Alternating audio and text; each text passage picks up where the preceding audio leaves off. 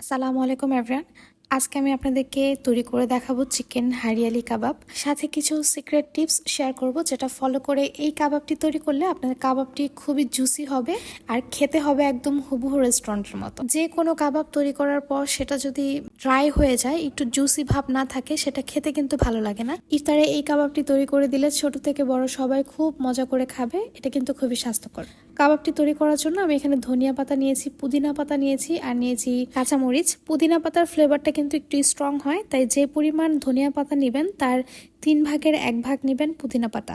সবকিছুকে আমি ব্লেন্ডারে জারি দিয়ে খুব ভালোভাবে ব্লেন্ড করে নিয়েছি। কাবাব তৈরি করার জন্য মুরগির বুকের মাংস নিয়েছি 2 পিস, কিউব করে কেটে ধুয়ে খুব ভালোভাবে পানিটা ছড়িয়ে নিয়েছি। এর মধ্যে দিয়ে দিচ্ছি 1/2 চা চামচ পরিমাণ হলুদ গুঁড়ো, 1/2 চা চামচের একটু কম হবে মরিচ গুঁড়ো, 1/2 চা চামচ পরিমাণ ধনিয়া গুঁড়ো, 1/2 চা চামচ পরিমাণ জিরা গুঁড়ো এবং 1/2 চা চামচ পরিমাণ সাদা কালো গোলমরিচ গুঁড়ো।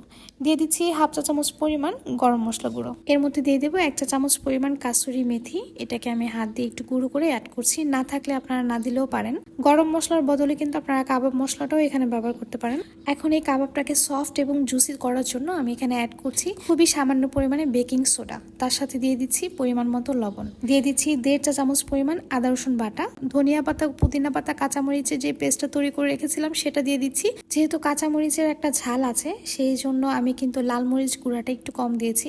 1.5 টেবিল চামচ পরিমাণ টক দই ব্যবহার করছি। টক দইয়ের পানিটা কিন্তু ঝরিয়ে নিয়েছি। স্বাদ বৃদ্ধির জন্য এখানে অ্যাড করছি 1 টেবিল চামচ পরিমাণ গুঁড়া দুধ, তার সাথে 1 কোয়া লেবুর রস দিয়ে দিচ্ছি। একটা ব্যাপার খেয়াল করেছেন নিশ্চয়ই, এই কাবাবটা তৈরি করার ক্ষেত্রে আমি কিন্তু মাংস থেকে যেমন পানিটা খুব ভালোভাবে ছড়িয়ে নিয়েছি, তেমনি টক দইয়ের পানিটাও কিন্তু খুব ভালোভাবে ছড়িয়ে নিয়েছি। মোট কথা পানির পরিমাণটা একদমই ব্যবহার করা যাবে না। খুব ভালোভাবে মেখে এখন আমি এখানে একটু বেশি পরিমাণেই সরিষার তেল দিয়ে দিচ্ছি। অ্যারাউন্ড 1/3 কাপ পরিমাণ হবে। সরিষার তেল দেওয়ার পর এটাকে খুব ভালোভাবে মেখে আমি এখন এটাকে কমপক্ষে 1 ঘন্টার জন্য ম্যারিনেট করব। 1 ঘন্টা পর আমি এখানে কিছু সাসলিক কাঠি পানিতে ভিজিয়ে রেখেছিলাম, সেটার মধ্যে এখন এই কাবাবগুলোকে দিয়ে দিচ্ছি। এখানে আমি পেঁয়াজ ব্যবহার করছি। পেঁয়াজটা দেওয়ার ফলে এই মাংসের মধ্যে পেঁয়াজের একটা ফ্লেভার যাবে, আর পেঁয়াজটা যখন মুখে পড়বে তখন সেটা খেতে কিন্তু আরও বেশি মজা হবে। তো এইভাবে করে আমি সবগুলো কাবাব অ্যাসেম্বল করে নেব। যে কোনো কাবাব তৈরি করার ক্ষেত্রে সেটাকে কমপক্ষে 6 ঘন্টা ম্যারিনেট করে রাখলে সবচেয়ে বেশি স্বাদ পাওয়া যায়। বেকিং সোডা ব্যবহার করার ফলে এই মাংসটি খুবই জুসি হবে এবং খুবই সহজে সফট হয়ে যাবে।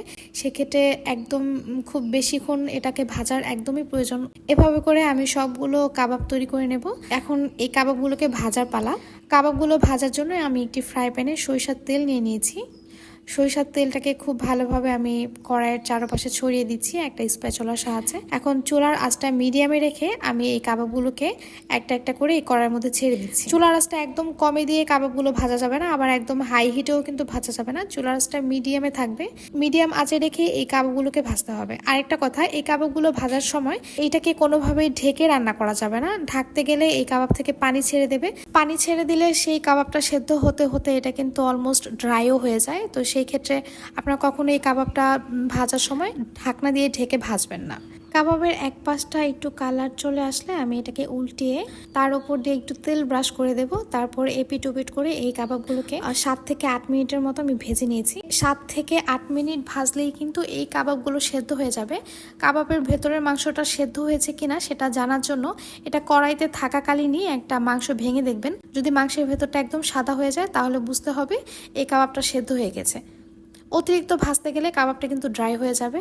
তো এই টিপসগুলো মাথায় রেখে যদি আপনারা কাবাবটি তৈরি করেন তাহলে এই কাবাবটা খেতে খুবই মজা হবে, খুবই অসাধারণ হবে। আশা করছি আজকের রেসিপিটা আপনাদের সবার খুব ভালো লেগেছে। আজ এ পর্যন্তই। আল্লাহ হাফেজ।